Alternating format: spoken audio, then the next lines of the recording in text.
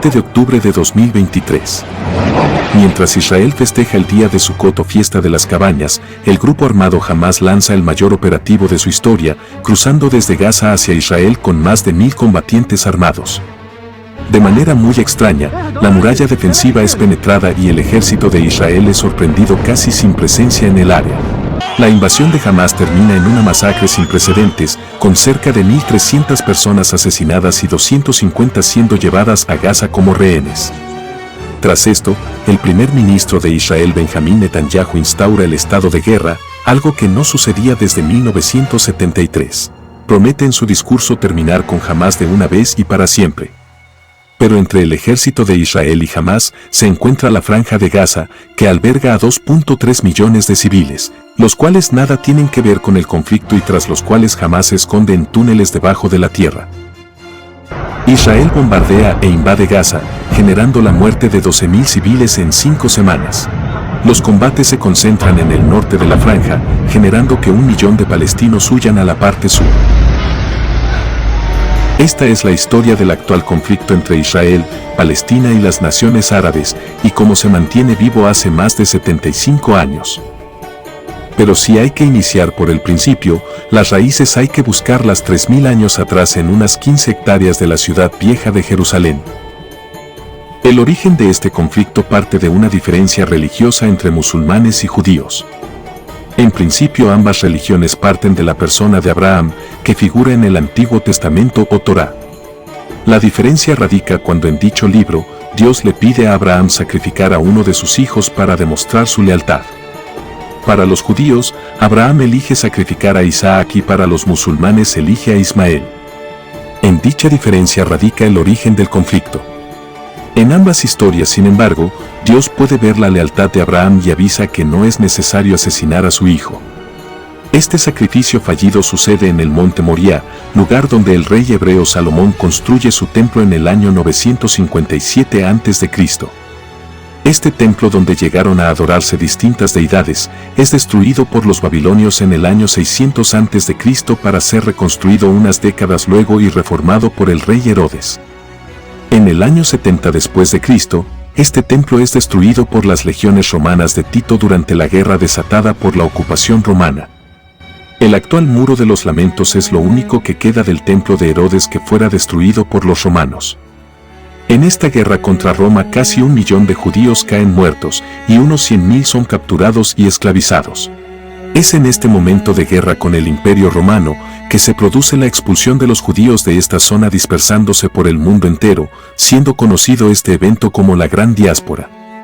Una vez terminado el Imperio Romano de Occidente y con la ausencia de los judíos en la zona, hacia el año 600 un comerciante exitoso dice tener una revelación divina y empieza a promulgar lo que hoy se conoce como Islam.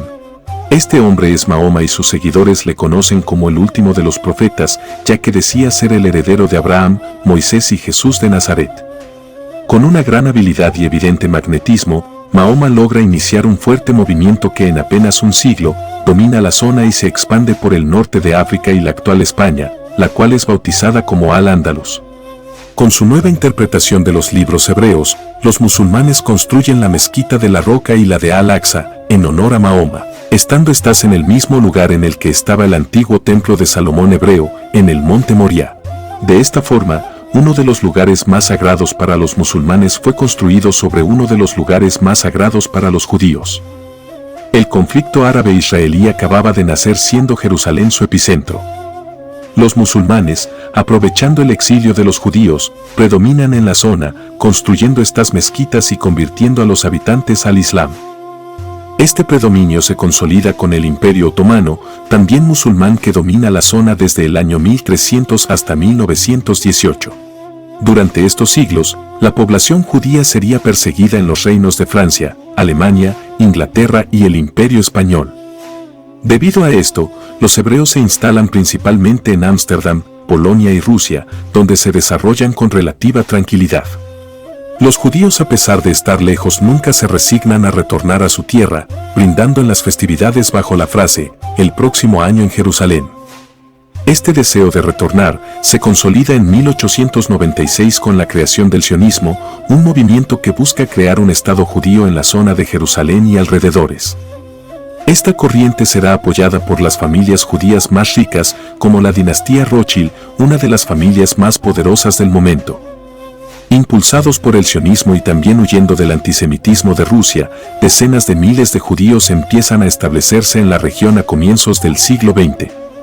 En noviembre de 1917, el canciller británico Arthur Balfour emite un documento donde reconoce que la corona inglesa apoya la creación de un hogar nacional para los judíos en la región de Palestina. Esta declaración está dirigida al barón Lionel Walter Rothschild y significa el apoyo de una gran potencia al proyecto sionista para crear Israel.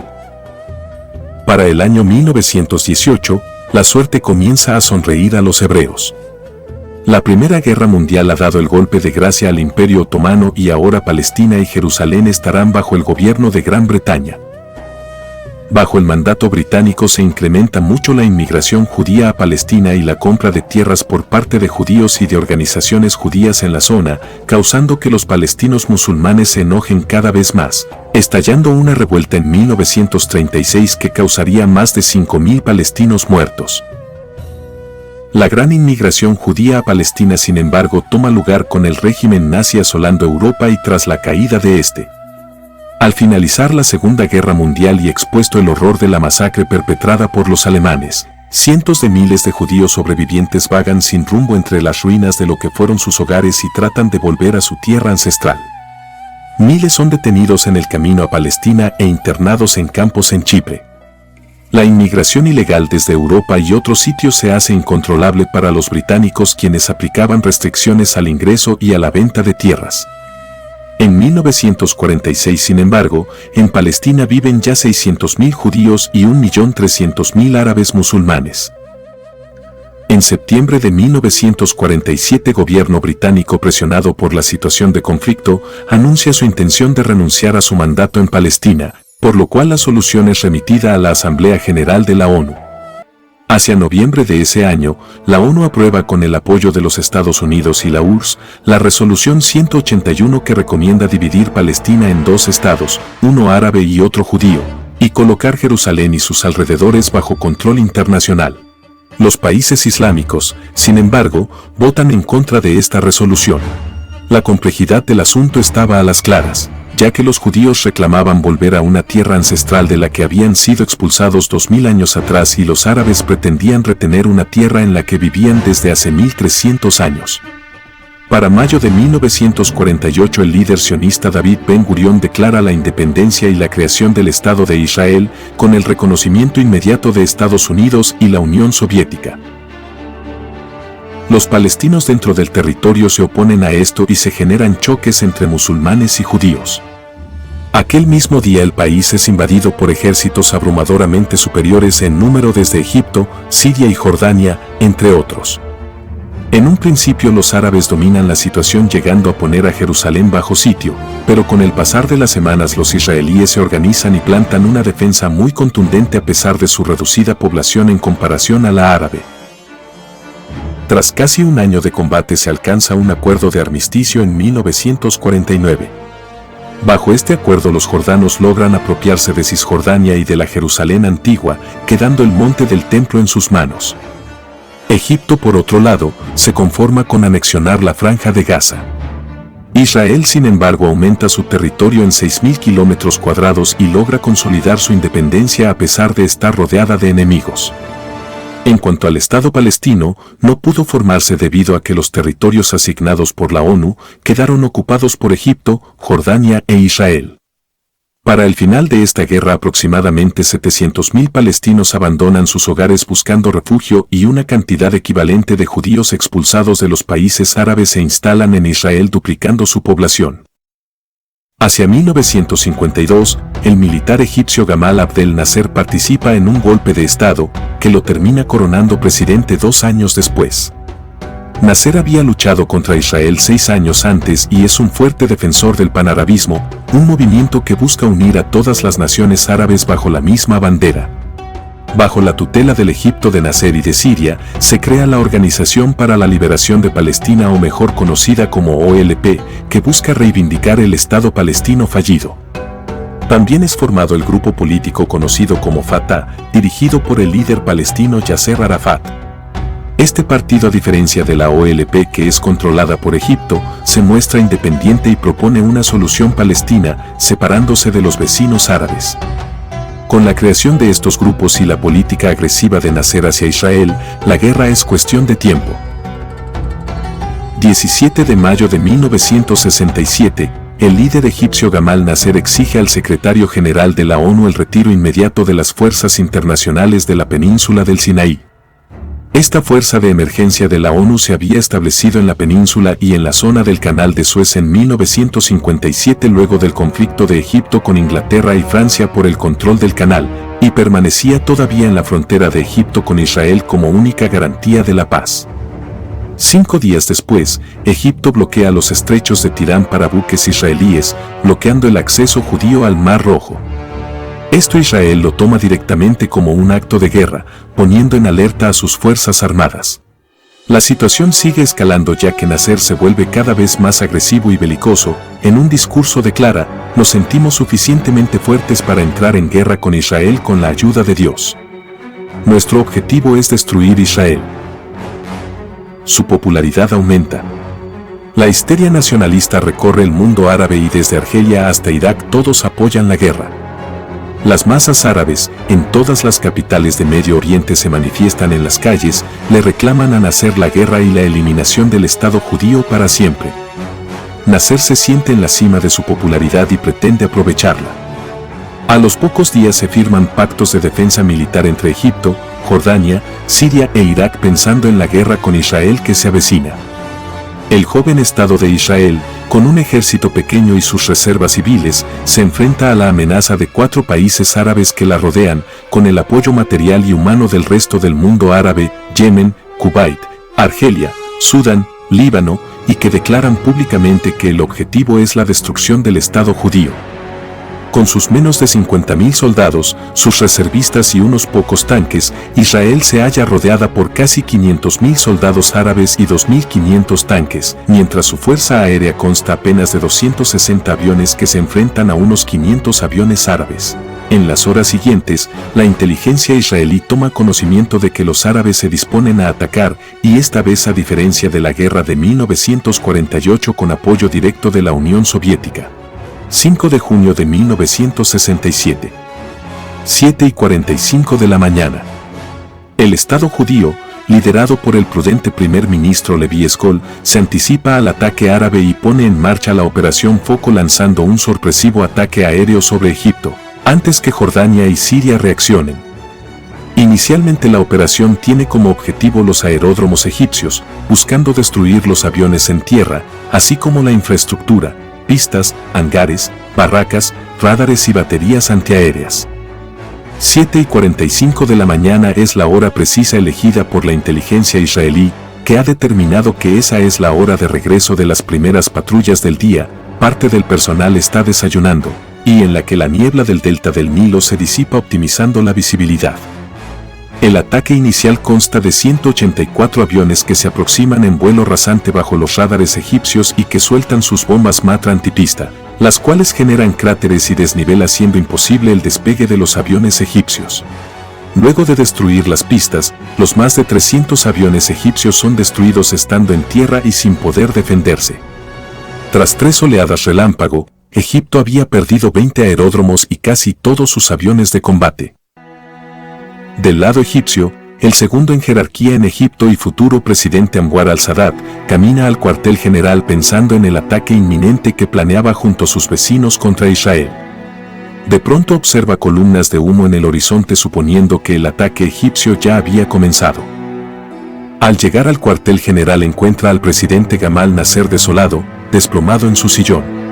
Nasser le dice a su lugarteniente: "Anwar, hemos perdido toda nuestra fuerza aérea". Habían pasado solo unas pocas horas y la supremacía israelí en el aire era absoluta, lo que permitiría ventajas enormes en la lucha en tierra. Pero la ofensiva israelí no se detiene con este ataque, sino que se extiende al centro, sur y norte. En el tercer día de la guerra se ordena a los paracaidistas de élite ocupar la ciudad vieja de Jerusalén. Ese día el Muro de los Lamentos y el Monte del Templo vuelven al control de Israel después de 2000 años. En la zona del Sinaí, Israel y Egipto se enfrentan en una de las batallas mecanizadas más importantes de la posguerra. La victoria israelí en pocos días fue completa llegando hasta el Canal de Suez. Nasser admitirá más tarde que todo el ejército de Egipto estaba comprometido y que no había tropas de reserva entre el Canal y el Cairo. Con el frente egipcio asegurado, Israel se enfoca en ocupar las alturas del Golán. Desde allí Siria amenazaba el mar de Galilea, la zona más fértil de Israel y el suministro de agua del país. La victoria nuevamente es completa, el ejército sirio debe abandonar los altos y retroceder para defender Damasco. Israel hasta el día de hoy ocupa esas posiciones elevadas que brindan un colchón estratégico a su geografía. El Estado de Israel en una victoria completa y devastadora logra ocupar toda la península del Sinaí, los altos del Golán, la franja de Gaza, Cisjordania y la parte antigua de Jerusalén. Estas conquistas brindan a los israelíes lo que se llama profundidad estratégica. Esto es decir, territorios que permitan alejar la frontera del enemigo de sus principales ciudades, brindando un colchón de terreno ante posibles amenazas. Pero también estos terrenos están habitados por palestinos que no están contentos con el Estado de Israel y que ven como el Estado palestino prometido por la ONU en 1948 se va alejando cada vez más. Desde su victoria en 1967, Israel comienza también una política de instalación de asentamientos judíos en los territorios conquistados que se supone debían formar parte del Estado palestino. Esto en el futuro supondrá la fragmentación del Estado palestino y será condenado por el derecho internacional.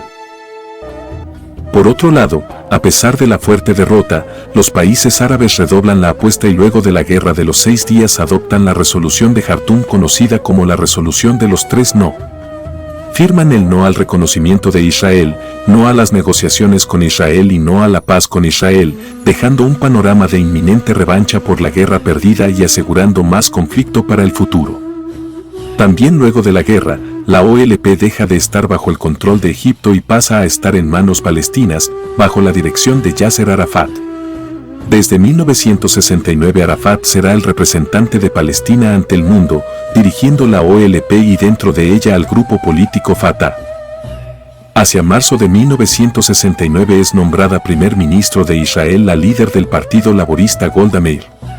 Meir había nacido en Ucrania y había llegado a Medio Oriente huyendo de los pogromos en Rusia, convirtiéndose en una de las creadoras del Estado judío junto a Ben Gurión. Hacia 1970 en Egipto y Siria se producen cambios en la conducción política casi simultáneos. Por un lado muere de un paro cardíaco el presidente egipcio Gamal Abdel Nasser y asume su lugarteniente, el vicepresidente Anwar al-Sadat, quien era más cercano a Occidente que Nasser. Por otro lado, en Siria toma el poder de facto el intransigente a cualquier acuerdo con Israel y cercano a los soviéticos, Hafez al-Assad. A pesar de la muerte de Nasser, la derrota árabe provoca la radicalización de la OLP y sus distintas facciones. Esto se ve reflejado en la masacre de Múnich ocurrida en 1972, cuando un grupo de palestinos secuestran al equipo olímpico de Israel en plena Villa Olímpica. Alemania se niega a permitir el rescate por fuerzas israelíes e intenta rescatar a los atletas por sí misma, lo que termina en la muerte de 11 deportistas y 5 terroristas. A pesar de la tragedia, los Juegos Olímpicos toman lugar de todas maneras, bajo la frase "los Juegos deben continuar". Y para peor, los 3 terroristas que son encarcelados logran salir en libertad tras ser tomado un avión de Lufthansa por la OLP como método de extorsión. A la liberación de estos 3 terroristas, Israel responde con el operativo Cólera de Dios encargado al Mossad, y bajo el cual asesinan a los participantes del atentado en distintos lugares del mundo.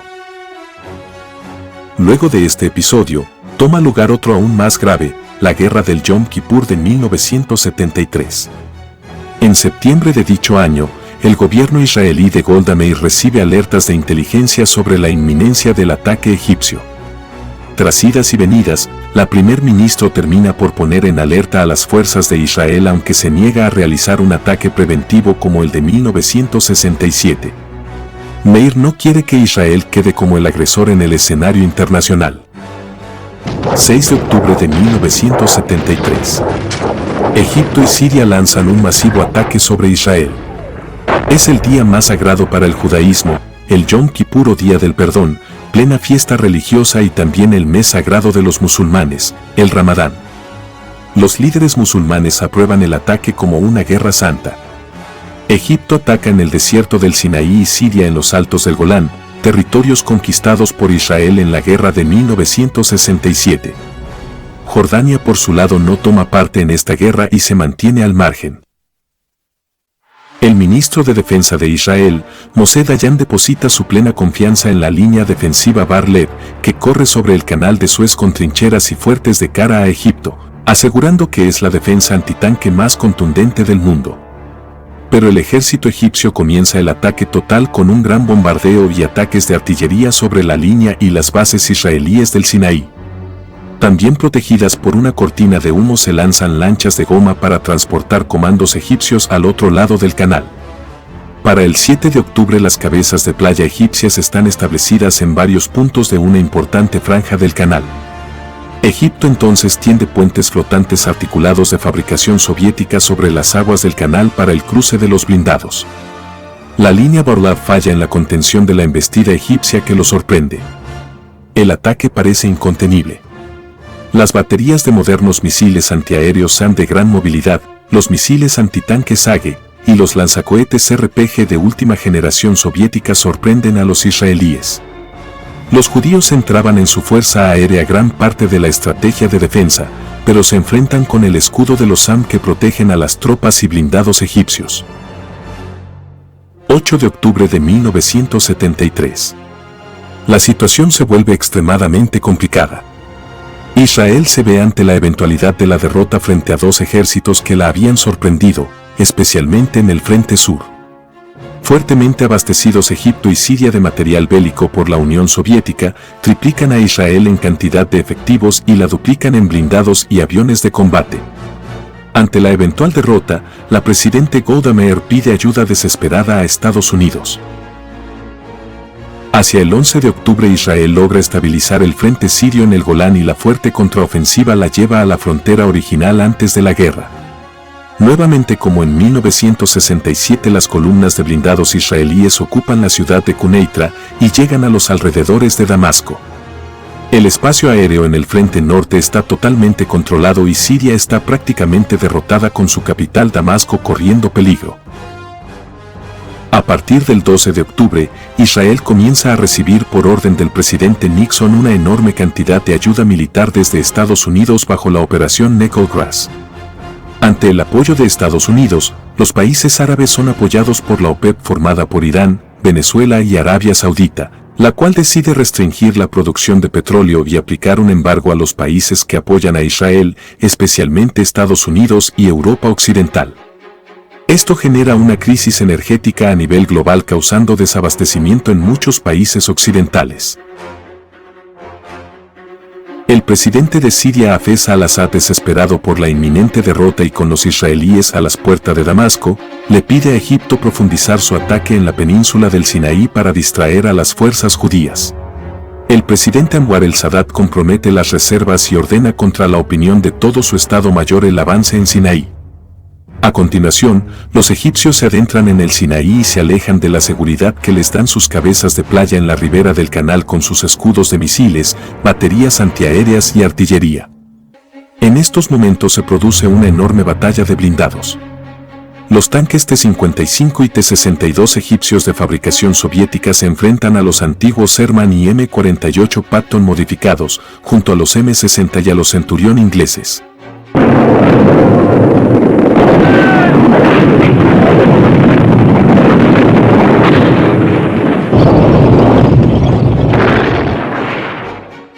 La victoria israelí es completa y la batalla se da en el marco del desierto a la vista de los tanques destrozados que estaban allí desde la guerra de 1967. La derrota de los egipcios se debe en parte a la superioridad táctica israelí y a que al alejarse de las cabezas de playa del canal para adentrarse en el Sinaí perdían la protección de sus escudos de misiles SAM. Tras esta batalla Israel logra estabilizar el frente, para luego cruzar el canal de Suez por un hueco en las líneas egipcias al norte del lago Amargo, adentrándose profundamente en territorio egipcio. Para fines de octubre Egipto se encuentra prácticamente derrotado y la ONU reclama el alto al fuego. Este reclamo encuentra a Israel cercando la capital siria de Damasco y sólidamente establecido en territorio egipcio, cortando la carretera que une el Cairo con la ciudad de Suez. Israel lejos está de conformarse y prosigue la ofensiva cercando al tercer ejército de Egipto. La URSS amenaza con apoyar de forma directa a Egipto si Israel no detiene su ataque. La tensión escala a niveles muy altos entre la URSS y Estados Unidos, hasta que finalmente Israel cesa su ofensiva. Es el fin de la guerra del Yom Kippur. Egipto y Siria han sufrido una nueva y contundente derrota, sufriendo 4 o 5 veces más bajas que las fuerzas israelíes. Un verdadero desastre. 3 años luego de la guerra, se produce un atentado que queda en la historia. Un avión comercial de Air France con 248 pasajeros es secuestrado por 4 terroristas palestinos y alemanes. El avión es desviado a Libia y finalmente al aeropuerto de Entebbe en Uganda, en pleno corazón de África. Los secuestradores agolpan a los rehenes en el aeropuerto y exigen la liberación de terroristas palestinos detenidos en Israel y Kenia. Luego, los pasajeros no israelíes son liberados, pero los israelíes se mantienen cautivos mientras se inician negociaciones. Israel gana tiempo con las negociaciones mientras prepara la difícil misión de rescate a casi 4.000 kilómetros de distancia. Bajo el nombre de Operación Trueno, se envían 29 comandos de élite por avión volando a muy baja altura. Los comandos irrumpen en el aeropuerto donde se encuentran los rehenes y abren fuego contra 100 soldados ugandeses y 7 terroristas.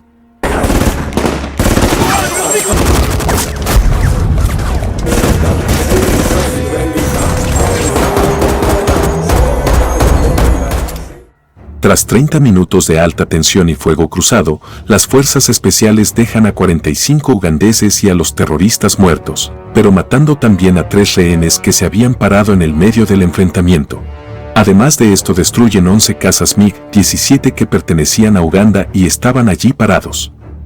El ejército israelí por su parte pierde a un solo efectivo, el coronel Jonathan Netanyahu, hermano del actual primer ministro. Los 100 rehenes sobrevivientes son enviados a Israel, siendo recibidos por sus familiares con gran cobertura mediática. Volviendo al contexto general, hacia 1977 el líder egipcio Anwar el-Sadat se termina de convencer de la necesidad de una paz duradera con Israel, realizando un viaje a Tel Aviv y proponiendo un acuerdo en el Parlamento hebreo. Este consenso se firma en 1978 y es conocido como Acuerdos de Camp David. Bajo este, Israel es reconocida formalmente por Egipto y a cambio se retira del Sinaí cediéndolo al gobierno de El Cairo. También Israel se compromete a establecer un régimen autónomo en Gaza y Cisjordania para los palestinos. Este acuerdo cierra un conflicto de 30 años entre Israel y Egipto para siempre. Siria, por otro lado, tampoco volverá a atacar a Israel, quien queda en posesión de los Altos del Golán. Pero si bien los acuerdos de 1978 son un progreso, la violencia entre árabes e israelíes sigue latente. Hacia 1982, Israel lanza la Operación Paz para Galilea, en la cual invade el sur del Líbano para terminar con grupos extremistas de la OLP, la cual era liderada por Yasser Arafat.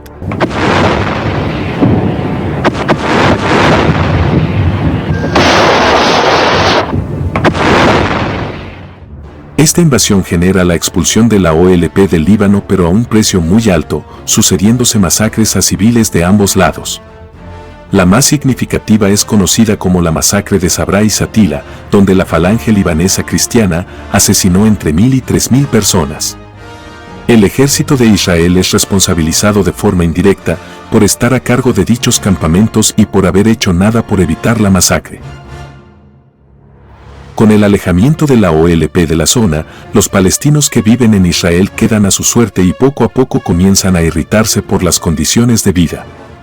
Si bien Gaza y Cisjordania debían ser para un nuevo régimen palestino, como indicaban los acuerdos de 1978, Israel instala constantemente asentamientos propios en forma de pequeños pueblos. Tras lo cual envía civiles judíos y desvía recursos como agua y alimentos en desmedro de los palestinos. Para 1987, en Cisjordania existen 125 asentamientos y en Gaza 18. Esta constante presencia israelí, en lo que se supone debía ser terreno palestino según el acuerdo, genera un malestar constante y una fragmentación del territorio palestino. Esto combinado al alto desempleo, el hacinamiento, la restricción al movimiento libre y algunos enfrentamientos generan que la situación estalle. De un día para otro, miles de jóvenes palestinos se levantan en contra de la ocupación israelí en lo que se conoce como Primera Intifada.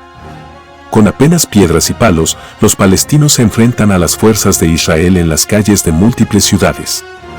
El gobierno israelí carece de preparación para esta revuelta y responde con armas de fuego como se solía hacer en el siglo XIX.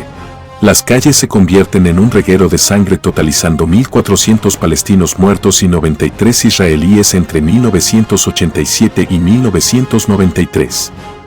Este levantamiento pone en jaque a la estructura de Israel sobre Palestina y genera el surgimiento de varios grupos políticos, entre ellos el famoso Hamás. Por contradictorio que pueda parecer, Hamás llega a crearse con ayuda del Estado de Israel. La historia comienza en los años 70, cuando Israel empieza a financiar a varios grupos islámicos en Gaza, con el objetivo de debilitar el mando de la OLP de Yasser Arafat. La idea era dividir a los palestinos para poder controlarlos de mejor manera. Uno de los que reciben financiamiento sería el creador de Hamás. Este hombre es Ahmed Yassin, un sacerdote musulmán cuadripléjico y semiciego, que lidera el grupo Muhammad al-Islam con el cual construye mezquitas, escuelas y hasta la Universidad Islámica de Gaza. Israel permite todas estas obras y deja que Yassin cobre cada vez más relevancia, con el objetivo de que luego se enfrente a Yasser Arafat y la OLP. Pero Yassin da la espalda a Israel y durante la Primera Intifada, funda su rama paramilitar bajo el nombre de Hamás, la cual no reconoce a Israel como Estado legítimo. Las obras realizadas por Yassin le permiten controlar la mitad de las mezquitas en Gaza, las cuales son usadas como bases para esconder material militar y operaciones. El sacerdote se convierte en el líder espiritual del grupo armado y gracias a su popularidad entre los palestinos, Hamás puede prosperar con gran velocidad. Pero mientras esto sucede, hacia noviembre de 1988, Yasser Arafat aprovecha la situación de conflicto para proclamar oficialmente el Estado de Palestina, el cual es reconocido por 94 países en aquel momento.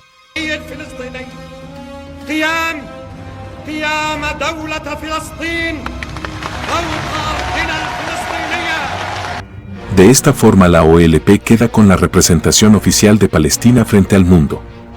Pero a pesar de esto, Arafat es forzado a negociar por los eventos internacionales.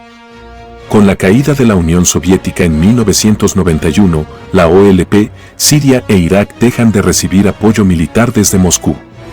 Esto sumado a la victoria estadounidense en Kuwait, impulsan a Arafat a iniciar conversaciones de paz con Israel. En septiembre de 1993, la OLP representada por Mahmoud Abbas y Yasser Arafat firman con el gobierno de Israel los acuerdos de Oslo, bajo los cuales Israel reconoce a la OLP como la representante de Palestina y la OLP reconoce al Estado de Israel como legítimo. Cisjordania, según este acuerdo, se divide en tres áreas, A, B y C. Tanto el área A como la B están bajo control civil palestino y representan un 40% del territorio al tiempo que viven allí 3 millones de palestinos. El otro 60% está dentro de la zona A, que controla Israel e incluye ciudades, rutas y bases militares israelíes. Esta división genera que la zona se vea como una mezcla de distintos parches, algunos palestinos y otros israelíes. Un detalle importante es que Israel controla los pasos entre los parches palestinos, pudiendo aislar cualquier zona en cualquier momento. Esta disposición se suponía sería temporal y se resolvería dentro de los 5 años, pero eso nunca sucedió y al día de hoy sigue todo de la misma manera.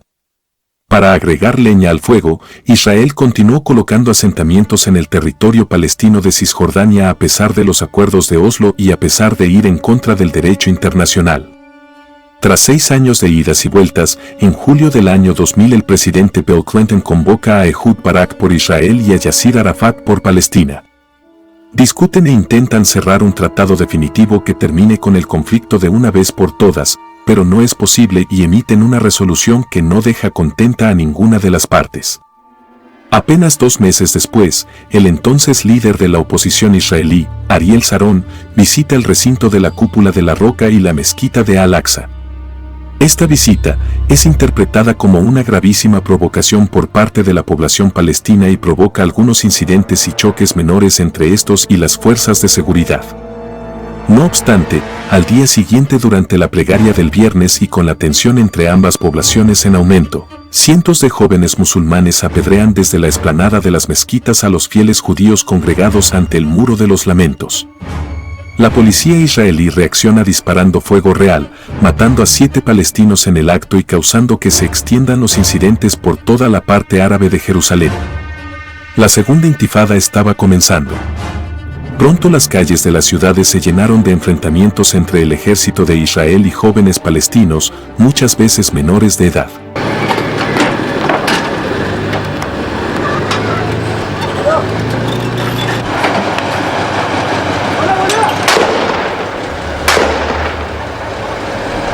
En esta época comenzaron a tener lugar los ataques suicidas contra centros comerciales, restaurantes o estaciones de ómnibus.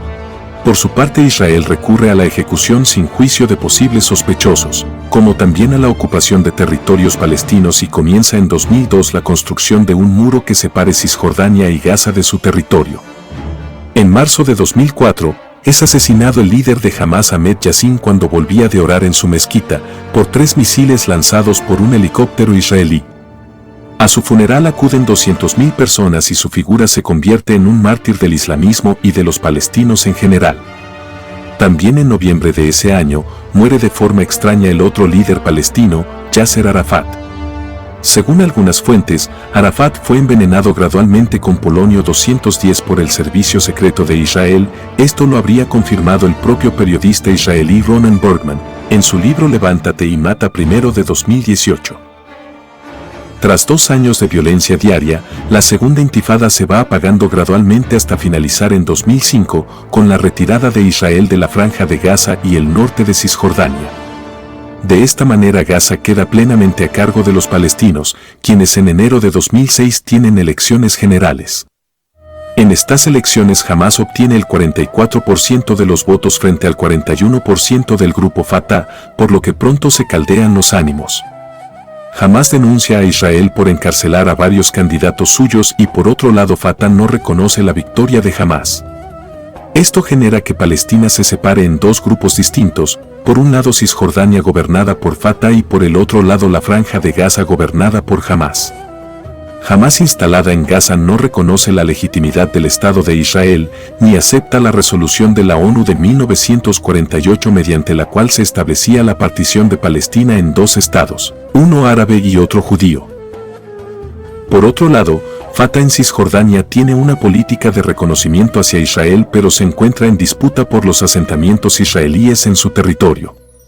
Israel desde 1967 poco a poco ha ocupado 61% del territorio palestino de Cisjordania con pueblos y bases militares. Y además posee el control absoluto de las rutas y accesos al país, dejando a los palestinos viviendo en una cárcel gigante. Esto ha sido condenado por la ONU y por el derecho internacional pero nunca ha sido resuelto. Aún peor, el presidente Benjamin Netanyahu ha propuesto anexar todo el territorio como parte de Israel de forma definitiva. Volviendo a la Franja de Gaza, desde su retirada en 2005, Israel ha cerrado Gaza al mundo por tierra y aire, dejando solo 3 puntos para el comercio que son controlados por su ejército, asfixiando a los palestinos comercialmente. Hamás ha aprovechado este bloqueo para presentarse como el padre protector de los gazatíes, realizando todo tipo de acciones sociales en escuelas y hospitales, lo que ha aumentado su popularidad.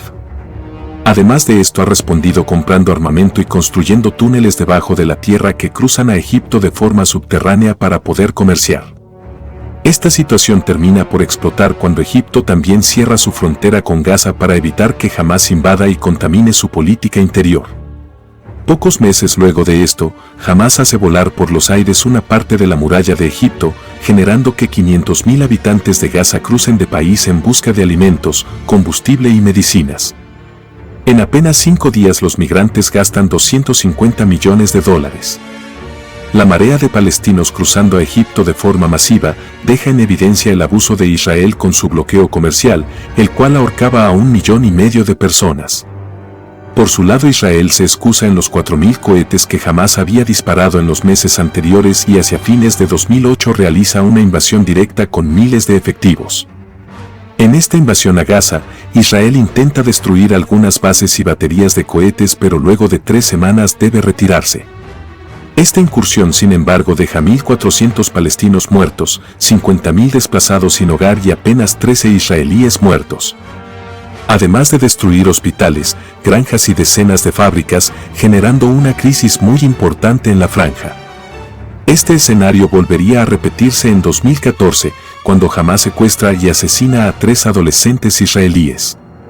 Como respuesta, Israel realiza una incursión militar donde acaban muriendo 2 niños palestinos que estaban en la zona. Esta situación termina llevando a una escalada general, donde Israel bombardea e invade Gaza y Hamás dispara miles de cohetes a territorio israelí.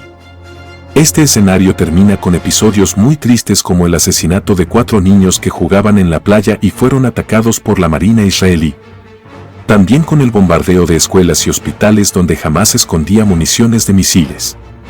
Las fuerzas de Israel, tanto en 2014 como hoy en día, antes de atacar estos lugares suele avisar por medio de panfletos o llamadas telefónicas a los que están en el lugar. Luego realiza un ataque ligero para avisar del inminente bombardeo y después de 10 minutos se sueltan las bombas sobre el objetivo. A pesar de esto, la incursión de 2014 causó la muerte de 1.600 civiles de Gaza y unos 400.000 desplazados debido a la falta de agua y electricidad. Del lado de Israel mueren 5 civiles y 66 soldados profesionales. Hamás habría sufrido 600 muertos entre sus filas. Tras 50 días de conflicto, gracias a la mediación de Egipto, las partes aceptan una tregua indefinida.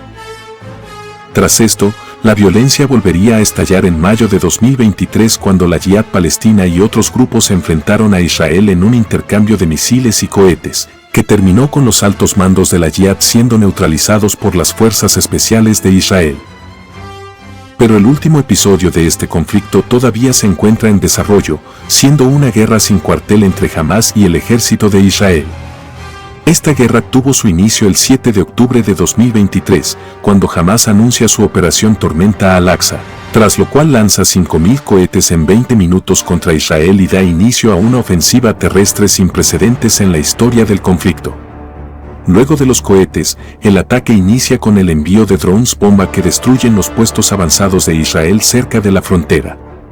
Esto permite que cientos de guerrilleros crucen por medio de parapentes hacia Israel y que momentos luego Hamás vuele la muralla defensiva en varios puntos. En pocos minutos por estos huecos se cuelan cientos de terroristas en motos y camionetas que avanzan contra los pueblos más cercanos. Apenas 2 horas luego, el alto mando del ejército de Israel informa que los terroristas han tomado las bases militares más cercanas a la frontera, incluyendo la base de la 143ª División Firefox, también conocida como División de Gaza. En esta zona los terroristas irrumpen en una fiesta electrónica cercana a la base, asesinando a 364 personas. Mientras que en el frente general unos 250 civiles son llevados de rehenes hacia el interior de Gaza. De forma sorprendente, las fuerzas de Israel responden de manera torpe y lenta, llegando apenas unos helicópteros de asalto a la zona 1 hora después de iniciado el ataque. Los guerrilleros de Hamás son abatidos por los refuerzos israelíes, aunque algunos logran escapar de nuevo hacia el interior de Gaza. El mundo está en shock. No se comprende cómo la inteligencia de Israel no pudo haber descubierto semejante operativo armado y cómo pudo haber tenido éxito. Las IDF, o Fuerzas de Defensa Israelíes, poseen el segundo mayor presupuesto militar del mundo medido por habitante. Además de 170.000 soldados activos en todo momento de distintas ramas. Con esto es muy difícil creer que no pudieron haber detenido a 1.000 milicianos en motocicleta y parapente en una frontera de apenas 50 kilómetros de largo. Tras estos hechos, el gobierno de Israel liderado por Netanyahu declara el estado de guerra y promete una respuesta como nunca vista por televisión. Esta respuesta inicia con un bloqueo total de la franja de Gaza, cortando la electricidad y bloqueando la entrada de alimentos y combustibles. La Corporación Eléctrica de Israel, que suministra el 80% de la electricidad de la franja, corta el suministro eléctrico a la zona, dejando a 2 millones de personas a oscuras y sin servicio de agua corriente. A A esto le sigue un bombardeo feroz que dura 20 días a lo largo de toda la franja, destruyendo puntos clave de Hamás pero también matando a miles de civiles en el medio. El caos impera en Gaza, donde a oscuras los palestinos buscan día a día algo para comer mientras aguantan los bombazos que caen a diario. Los guerrilleros de Hamás se refugian dentro del enorme complejo de túneles que tienen excavados debajo de Gaza, mientras acusan a Israel de haber iniciado la escalada de violencia. Luego de 20 días de bombardeos, el ejército israelí corta el internet y la señal telefónica en todo Gaza y realiza una invasión en la parte norte, enfrentándose cara a cara con Hamás. Alrededor de 1,5 millones de palestinos huyen del norte de Gaza hacia el sur, vaciando la parte norte casi por completo y causando un caos de sobrepoblación en el sur. A partir del 31 de octubre los combates terrestres se intensifican junto a los bombardeos.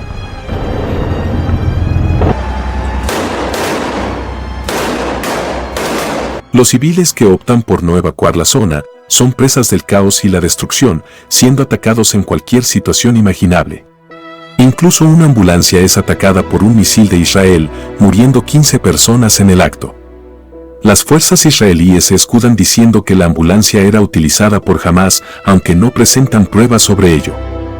El campo de refugiados de Jabalia también es atacado por la aviación de Israel, lo cual es denunciado por la ONU. Estos tristes eventos son un detalle más para Hamás e Israel, que están determinados a seguir combatiendo hasta que uno de los dos sea derrotado, sin importar el coste de vidas. Varios países de la región apoyan a Hamás y culpan a Israel del caos desatado. Entre estos se encuentran Irán, Qatar, Argelia, Afganistán, Yemen y Túnez. También hay que mencionar que Qatar ha financiado a Hamás desde los comienzos del bloqueo en 2005, totalizando el envío de $2.000 millones. Esto también sucede con Irán, que provee dinero y también entrenamiento militar, como pueden ser el uso de drones con explosivos. El presidente de Turquía Erdogan dice a los periodistas que responsabiliza personalmente a Netanyahu por las muertes de civiles en Gaza y dice que ya no es alguien con quien podamos hablar. El presidente Netanyahu por su parte aclara que las Fuerzas Armadas de Israel controlarán Gaza después de la guerra y rechaza las propuestas para establecer una fuerza internacional en la franja. A pesar de esto, al día siguiente un ataque de Israel impacta en el campo de refugiados de Jabalia, terminando con la vida de 80 palestinos. El 22 de noviembre se acuerda una tregua de 9 días donde además del alto al fuego, Hamás libera 105 rehenes e Israel por su parte libera 240 palestinos que tenía encarcelados. Además de esto se permite la entrada de 200 camiones con medicinas y alimentos para los gazatíes. Tras 1 mes y medio de bombardeos y combates, la población civil de Gaza puede tener un breve respiro de 9 días. Al momento de la tregua, cerca de 300.000 hogares palestinos fueron destruidos por Israel y más de 1 millón de personas se encuentran desplazadas sobreviviendo donde pueden. El 1 de diciembre, sin embargo, ambas partes reanudan los combates, con el ejército de Israel realizando una incursión en la ciudad de Han Yunis. Esta ciudad situada al sur de Gaza es la segunda más poblada y representa un hueso difícil de roer para los israelíes. Los combates se convierten en luchas casa por casa, con los guerrilleros de Hamás escondiéndose en cualquier tipo de estructura.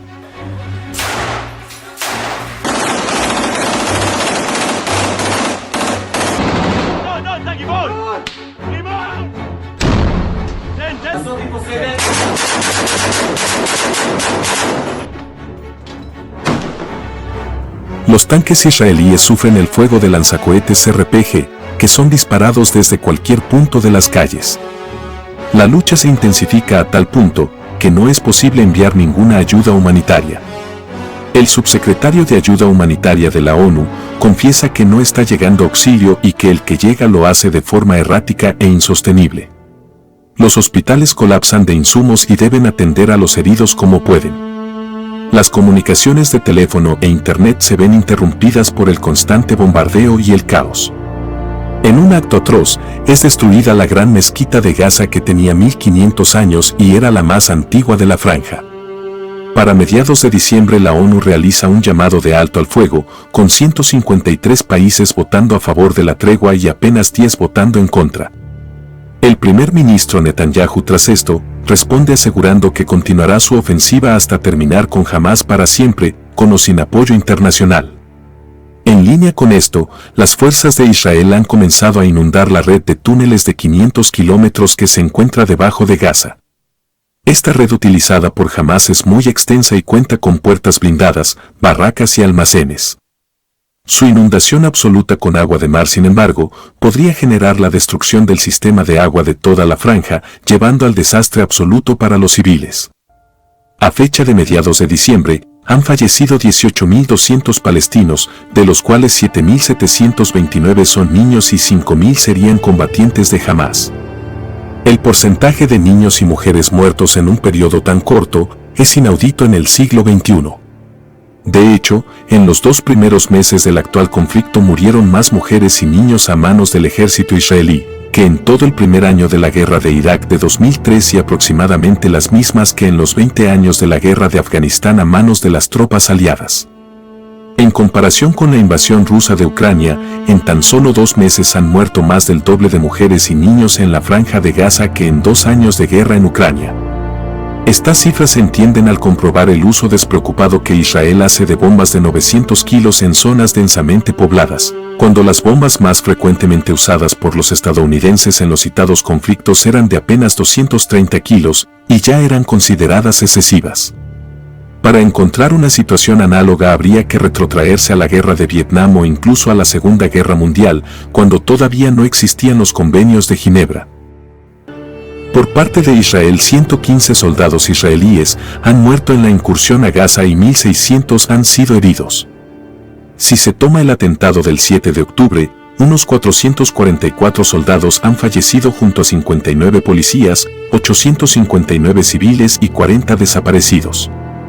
En este contexto, lo más probable es que Israel continúe con su ofensiva hasta tomar todo el norte de Gaza, lo que podría dar lugar a combates mucho más feroces.